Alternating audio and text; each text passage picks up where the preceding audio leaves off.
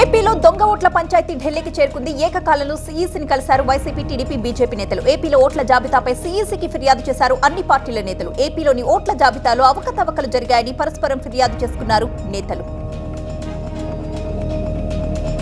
సీఈసీని కలిసి టీడీపీపై ఫిర్యాదు చేశామన్నారు ఎంపీ విజయసాయిరెడ్డి. యాప్ ద్వారా టీడీపీ ప్రజల వివరాలు సేకరిస్తుందని ఆరోపించారు. అమెరికాలోని సర్వర్లలో డేటాను భద్రపరుస్తున్నారన్నారు. 30 ఇళ్లకి ఒక టీడీపీ కార్యకర్తను నియమిస్తున్నారని, భారీగా దొంగ ఓట్లు చేరుస్తున్నారని ఆరోపించారు విజయసాయిరెడ్డి. పవన్ అవగాహన లేకుండా మాట్లాడుతున్నారని అన్నారు మంత్రి బొత్స. పవన్ మాట్లాడేటప్పుడు హోంవర్క్ చేసుకుని మాట్లాడాలని అన్నారు. పేదల పిల్లలకి ట్యాబ్లు అవసరం లేదా అని ప్రశ్నించారు. ఈ నెల 21న విద్యార్థులకు ట్యాబ్లు పంపిణీ చేస్తామన్నారు. అలాగే 25 ఏళ్ల వరకు వైసీపీ ప్రభుత్వం ఉంటుందని ధీమా వ్యక్తం చేశారు బొత్స. ఏపీ సీఎం జగన్ 150 మంది అభ్యర్థులను మార్చినా మళ్లీ గెలవలేరన్నారు టీడీపీ అధినేత చంద్రబాబు. జగన్ లెక్కలు తారుమారయ్యాయని, అందుకే 11 మంది ఇన్ఛార్జీలను మార్చారని ఆరోపించారు. బీసీలపై వైసీపీకి అంత ప్రేముంటే పులివెందుల సీట్ బీసీలకు ఇవ్వాలన్నారు చంద్రబాబు. ఇక మరోవైపు గతంలో మాదిరిగా టీడీపీ అభ్యర్థుల ఎంపిక ఉండదని స్పష్టం చేశారు చంద్రబాబు. వివిధ మార్గాల్లో ప్రజాభిప్రాయం తీసుకున్న అనంతరమే అభ్యర్థుల ఎంపిక ఉంటుందని, కుప్పంలో కూడా ప్రజాభిప్రాయం తీసుకుంటామని అన్నారాయన.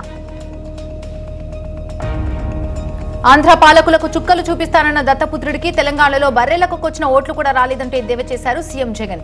ఎత్తులు, పొత్తులు, కుయుక్తులపై చంద్రబాబు ఆధారపడతారని ఆరోపించారు. దత్తపుత్రుడిని పక్కన పెట్టుకుని డ్రామాలు ఆడుతున్నారని విమర్శించారు.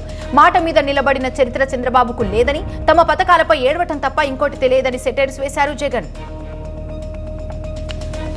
ఉద్దానంలో అల్లకల్లోలమైన ప్రజా జీవితాన్ని చూశానన్నారు సీఎం జగన్. తన పాదయాత్రలో ప్రజలు తమ సమస్యలు చెప్పుకున్నారని, ఇప్పటికీ తనకు ఆ రోజులు గుర్తున్నాయని అన్నారు. శ్రీకాకుళం జిల్లాలో పర్యటించిన జగన్ వైఎస్ఆర్ సుజలధార ప్రాజెక్టు ని జాతికి అంకితం ఇచ్చారు. 700 కోట్ల రూపాయల వ్యయంతో చేపట్టిన ఈ ప్రాజెక్టు ద్వారా ఉద్దానం కిడ్నీ సమస్యలకు శాశ్వత పరిష్కారం లభిస్తుందని అన్నారు. 200 పడకల ఆసుపత్రి కట్టిస్తానని, 2018లో ఉద్దానం ప్రజలకు మాటిచ్చానని, ఇప్పుడు దాన్ని పూర్తి చేశానన్నారు జగన్. ఏపీలో 10th ఇంటర్ పరీక్షల షెడ్యూల్ విడుదల చేశారు మంత్రి బొత్స సత్యనారాయణ. ఏపీలో ఎన్నికల కారణంగా పరీక్షలు ముందుగా నిర్వహిస్తున్నామన్నారు.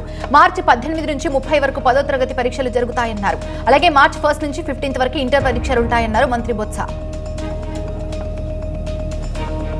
డబ్బు, మతంతో గజ్వేల్లో కేసీఆర్ గెలిచారని ఆరోపించారు బీజేపీ ఎమ్మెల్యే ఈటెల రాజేందర్. నైతికంగా విజయం తనదేనన్నారు. ఇప్పటి వరకు కేసీఆర్ ఒక్క గ్రామానికి కూడా వెళ్లలేదని, ప్రజా సమస్యల్ని పరిష్కరించే ప్రయత్నమే చేయలేదని విమర్శించారు ఈటెల. దేశంలో బీజేపీ హవా కొనసాగుతుందన్నారు డీకే అరుణ. డబుల్ ఇంజిన్ సర్కార్తోనే అభివృద్ధి సాధ్యమని, 3 రాష్ట్రాల్లో బీజేపీకి అధికారం ఇచ్చారన్నారు. తెలంగాణలో బీజేపీకి ఓట్ల శాతం పెరిగిందని, రాష్ట్రంలోని అన్ని పార్లమెంట్ స్థానాల్లో గెలుస్తామని స్పష్టం చేశారు. మళ్లీ మోదీ ప్రధాని అవుతారన్నారు మాజీ మంత్రి డీకే అరుణ. మాజీ మంత్రి కేటీఆర్ అవగాహన లేకుండా మాట్లాడుతున్నారని మంత్రి పొన్నం ప్రభాకర్ విమర్శించారు. తమ ప్రభుత్వం ఏర్పడి వారమైనా గడవక ముందే హామీలు అమలు చేయడం లేదని అనడం సరికాదన్నారు. వారి ఎమ్మెల్యే సుధీర్ రెడ్డి ప్రభుత్వానికి 6 నెలల సమయం ఇవ్వాలని చెప్పిన విషయాన్ని కేటీఆర్ తెలుసుకోవాలని మంత్రి పొన్నం సూచించారు. తెలంగాణ శాసనసభ సమావేశాలు రేపటికి వాయిదా పడ్డాయి. ఆ తర్వాత అసెంబ్లీ సమావేశాలు ఎన్ని రోజులు నిర్వహించాలని దానిపై బీఎస్సీ సమావేశాల్లో సభ్యులు చర్చించారు. అనంతరం అసెంబ్లీ కమిటీ హాల్లో కేబినెట్ సమావేశం నిర్వహించారు. రేపు ఉభయ సభలను ఉద్దేశించి గవర్నర్ ప్రసంగిస్తారు. ఎల్లుండి శాసనసభలో, మండలిలో విడివిడిగా గవర్నర్ ప్రసంగానికి ధన్యవాదాలు తెలిపే తీర్మానాన్ని ప్రవేశపెట్టి చర్చిస్తారు. ఇక ఇవాళ అసెంబ్లీ స్పీకర్ గా గడ్డం ప్రసాద్ కుమార్ ఏకగ్రీవంగా ఎన్నికయ్యారు. CM Revanth Reddy, BRS MLA మాజీ మంత్రి కేటీఆర్ తో పాటుగా అధికార, ప్రతిపక్ష పార్టీలకు చెందిన సభ్యులు ప్రసాద్ కుమార్ కు అభినందనలు తెలిపారు. ఆయన్ని స్పీకర్ స్థానం వద్దకు CM Revanth, deputy CM Bhatti Vikramarka, ఇతర నేతలు తీసుకుని వెళ్లి కూర్చోబెట్టారు. స్పీకర్ పదవికి ప్రసాద్ కుమార్ ఒక్కరే నామినేషన్ దాఖలు చేయడం, ప్రధాన ప్రతిపక్షం బీఆర్ఎస్ తో పాటు మజ్లిస్, సిపిఐ ఎమ్మెల్యేలు మద్దతు తెలపడంతో ఎన్నిక ఏకగ్రీవమైంది. అంతకుముందు పలువురు ఎమ్మెల్యేలతో ప్రొటెం స్పీకర్ అక్బరుద్దీన్ ఓవైసీ ప్రమాణ స్వీకారం చేయించారు. కాంగ్రెస్ నుంచి ఉత్తమ్ కుమార్ రెడ్డి, కోమటిరెడ్డి వెంకటరెడ్డి కూడా ప్రమాణం చేశారు. ఆ తర్వాత బీఆర్ఎస్ నుంచి కేటీఆర్, పద్మారావు, పాడి కౌశిక్ రెడ్డి, పల్లా రాజేశ్వర్ రెడ్డితో ప్రొటెం స్పీకర్ ప్రమాణం చేయించారు.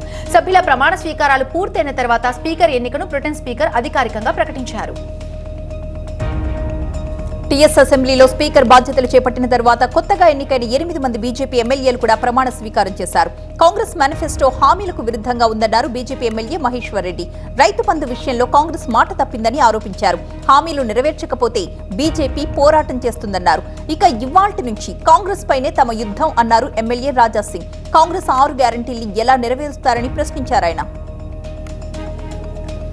తెలంగాణ మహిళా శిశు సంక్షేమ శాఖ మంత్రిగా సీతక్క బాధ్యతలు స్వీకరించారు. సెక్రటరేట్లోని తన చేంబర్లో వేద పండితులు పూజలు చేసిన అనంతరం ఆమె బాధ్యతలు తీసుకున్నారు.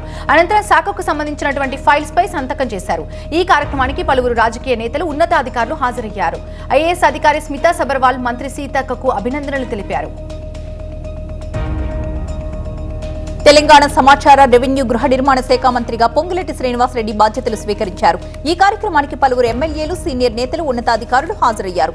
వేద పండితుల పూజల తరువాత బాధ్యతలు స్వీకరించిన మంత్రి పొంగులేటి పలు ఫైళ్ల మీద సంతకాలు పెట్టారు. కాంగ్రెస్ ప్రభుత్వం కూలిపోతుందంటూ చేసిన వ్యాఖ్యలపై దుమారం రేగడంతో క్లారిటీ ఇచ్చారు పలువురు బీఆర్ఎస్ ఎమ్మెల్యేలు.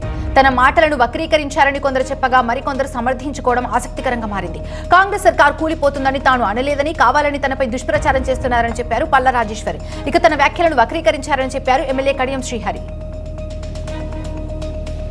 పార్లమెంట్లో కుల గణనపై నిర్ణయం తీసుకోవాలన్నారు కాంగ్రెస్ నేత బీహెచ్. కుల గణనతో వాస్తవాలు బయటపడతాయన్నారు. జనాభా ప్రాతిపదికన బడ్జెట్ కేటాయించే అవకాశం ఉందన్నారు. కుల గణనతోనే బీసీలకు మేలు జరుగుతుందని స్పష్టం చేశారు బీహెచ్. యశోద హాస్పిటల్లో ట్రీట్మెంట్ పొందుతున్న మాజీ సీఎం కేసీఆర్ రేపు ఆసుపత్రి నుంచి డిశ్చార్జ్ కానున్నారు. హిప్ రిప్లేస్మెంట్ సర్జరీ జరగడంతో వారం రోజులుగా యశోద హాస్పిటల్లో ట్రీట్మెంట్ తీసుకుంటున్నారు కేసీఆర్. ఏపీలో మిషాంగ్ తుఫాన్ ప్రభావిత ప్రాంతాల్లో రెండో రోజు కేంద్ర బృందం పర్యటన సాగింది. National institute of disaster management executive director Rajendra నేతృత్వంలో 5 సభ్యులతో కూడిన కేంద్ర బృందం ఇవాళ నెల్లూరు, తిరుపతిలో పర్యటించింది. పర్యటన తరువాత పంట నష్టం మీద కేంద్రానికి నివేదికిస్తుంది ఈ బృందం. జగన్ ప్రభుత్వం హిందూ వ్యతిరేక ప్రభుత్వం అన్నారు బీజేపీ ఏపీ అధికార ప్రతినిధి భానుప్రకాష్ రెడ్డి. టీటీడీ నిధులను దారి మళ్లించే ప్రయత్నం చేశారని ఆరోపించారు. వైసీపీని ఇంటికి పంపించడానికి ప్రజలు సిద్ధంగా ఉన్నారని, వైసీపీ ఎన్ని యాత్రలు చేసినా ప్రజలు నమ్మరన్నారు భానుప్రకాష్. విశాఖ జగదాంబ జంక్షన్ లో భారీ అగ్ని ప్రమాదం. ఇండస్ హాస్పిటల్లోని 2వ అంతస్తులో మంటలు ఎగసిపడ్డాయి. 4 ఫైర్ ఇంజన్లతో ఆ మంటల్ని ఆర్పేశారు అగ్నిమాపక సిబ్బంది. మంటల్లో చిక్కుకున్న పలువురు రోగుల్ని క్షేమంగా బయటకు తీసుకొచ్చారు సిబ్బంది. వారిని అంబులెన్స్లలో వేరే హాస్పిటల్ కు తరలించారు. విశాఖ ఇండస్ ఆసుపత్రి అగ్ని ప్రమాద సమయంలో ఆసుపత్రిలో 47 మంది రోగులున్నారు. ఐసీయూలో 20 మంది పేషెంట్స్ ఉన్నారు. వెంటనే అప్రమత్తమైన సిబ్బంది పేషెంట్స్ ని సమీప ఆసుపత్రులకు తరలించారు. ఫైర్ డిజాస్టర్ మేనేజ్మెంట్ సిబ్బంది వేగంగా స్పందించడంతో భవనంలో ఉన్న వారిని కాపాడగలిగారు. అగ్ని ప్రమాద ఘటనలో మంటలు అదుపులోకి వచ్చినట్లుగా విశాఖ పోలీస్ కమిషనర్ రవిశంకర్ తెలిపారు. అందరినీ సురక్షితంగా బయటకు తీసుకొచ్చామని చెప్పారు. లోపల ఇంకెవరైనా ఉన్నారా అని ఆరా తీస్తున్నట్లుగా తెలిపారు. మరొకవైపు ఈ ఘటనలో మంటలు పెద్దగా వ్యాపించలేదని అన్నారు జిల్లా అగ్నిమాపక అధికారి. ప్రమాద కారణాల్ని అన్వేషించాల్సి ఉందన్నారు. ఇండస్ ఆసుపత్రి ప్రమాద బాధితులను వైవి సుబ్బారెడ్డి, గుడివాడ అమర్నాథ్ పరామర్శించారు. 20 మంది డిశ్చార్జ్ అయ్యారని తెలిపారు. కృష్ణనాయుడు అనే రోగి పరిస్థితి విషమంగా ఉన్నట్టుగా తెలుస్తోంది. షార్ట్ సర్క్యూట్ తోనే ప్రమాదం జరిగిందని నిర్ధారణ జరిగింది. నిబంధనలు ఉల్లంఘిస్తే కఠిన చర్యలు తప్పవన్నారు వైవి సుబ్బారెడ్డి. మంచిర్యాల జిల్లాలో బీఆర్ఎస్ కి షాక్ ఇచ్చింది కాంగ్రెస్ పార్టీ. ఎమ్మెల్యే ప్రేమ్ సాగర్ రావు సమక్షంలో పలువురు కౌన్సిలర్స్ కాంగ్రెస్ లో చేరారు. దీంతో మొత్తం 36 మంది సభ్యులున్న మంచిర్యాల మున్సిపాలిటీలో కాంగ్రెస్ బలం 24కు చేరింది. బీఆర్ఎస్ సభ్యుల సంఖ్య 12కు పడిపోయింది. 3 రోజుల వ్యవధిలోనే 13 మంది కౌన్సిలర్స్ కాంగ్రెస్ లో చేరారు. మున్సిపల్ చైర్మన్ పెంట రాజయ్యపై అవిశ్వాసం పెట్టేందుకు సిద్ధమవుతున్నారు కౌన్సిలర్లు. ఆదిలాబాద్ లో రిమ్స్ వైద్య విద్యార్థులపై దాడికి పాల్పడ్డ వ్యక్తుల్ని కఠినంగా శిక్షించాలని డిమాండ్ చేశారు మాజీ ఎమ్మెల్యే జోగు రామన్న. వైద్య విద్యార్థులకి న్యాయం జరిగేంత వరకు బీఆర్ఎస్ పార్టీ మద్దతు తెలుపుతుందన్నారు జోగు. ఆదిలాబాద్ రిమ్స్ లో మెడికోలపై దాడి ఘటనలో అసిస్టెంట్ ప్రొఫెసర్ క్రాంతి కుమార్ ని టర్మినేట్ చేస్తూ ఉత్తర్వులు జారీ చేశారు రిమ్స్ డైరెక్టర్ జయసింగ్. ఘటనపై 10 మంది ప్రొఫెసర్స్ తో విచారణ కమిటీ నియమించారు. ఇలాంటి ఘటనలు పునరావృతం కాకుండా చర్యలు తీసుకుంటామన్నారు డైరెక్టర్.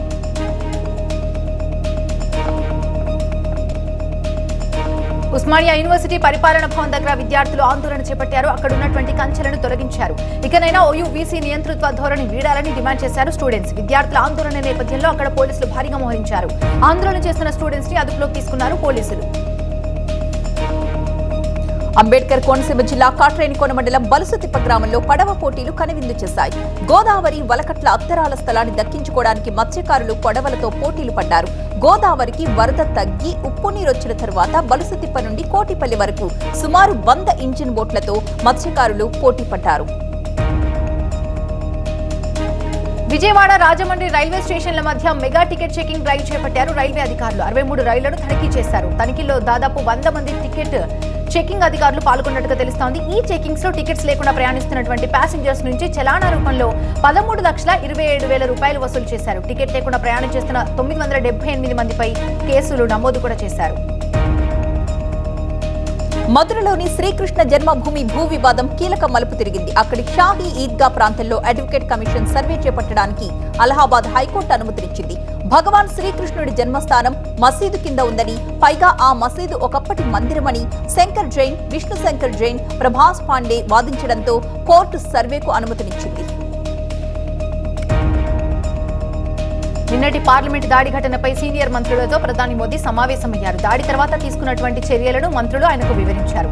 దాడికి దిగిన వారి అరెస్ట్, ఇంట్రాగేషన్, భద్రతాపరమైన ఆంక్షల వంటి విషయాలను ప్రధానికి వివరించారు.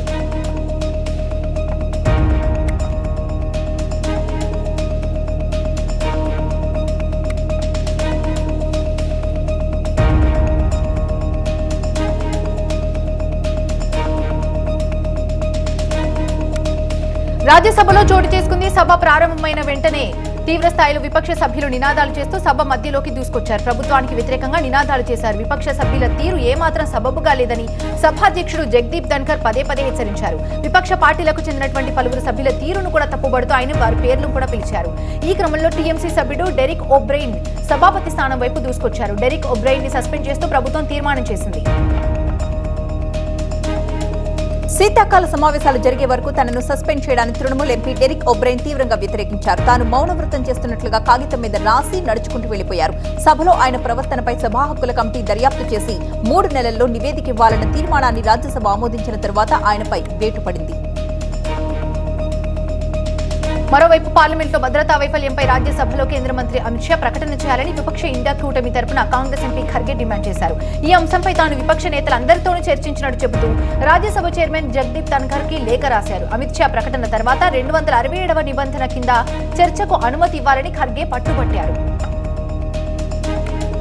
పార్లమెంట్ భద్రతా ఉల్లంఘన ఘటనపై కేంద్ర మంత్రి రామ్దాస్ అథవాలే స్పందిస్తూ ఇది చాలా తీవ్రమైన చర్య అన్నారు.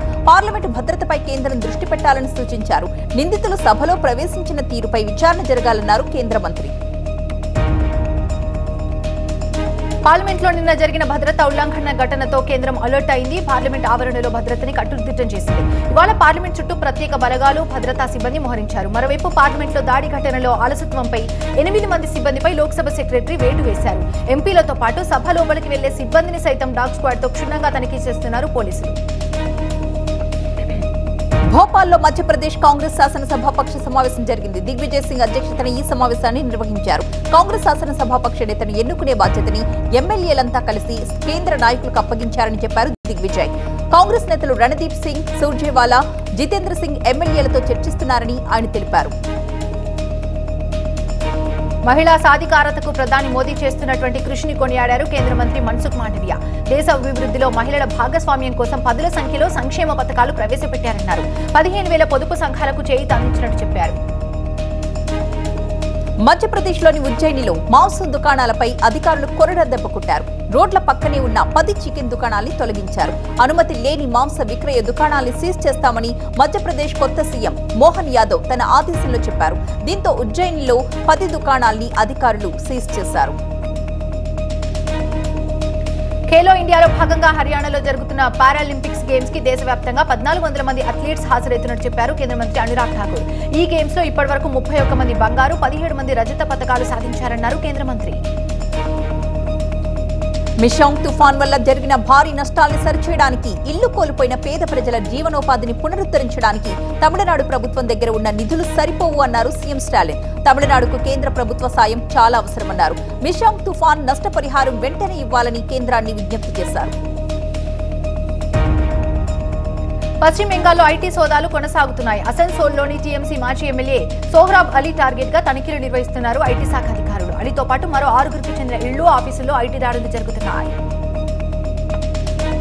తమ సొంత దేశమైన టిబెట్లోనూ తామంతా శరణార్థులమయ్యామని అన్నారు దలైలామా. తమ స్వదేశంలో చాలా నియంత్రణలున్నాయని చెప్పారు. కానీ ఇక్కడ భారతదేశంలో మాత్రం తమకు పూర్తి స్వేచ్ఛ దొరుకుతుందన్నారు దలైలామా.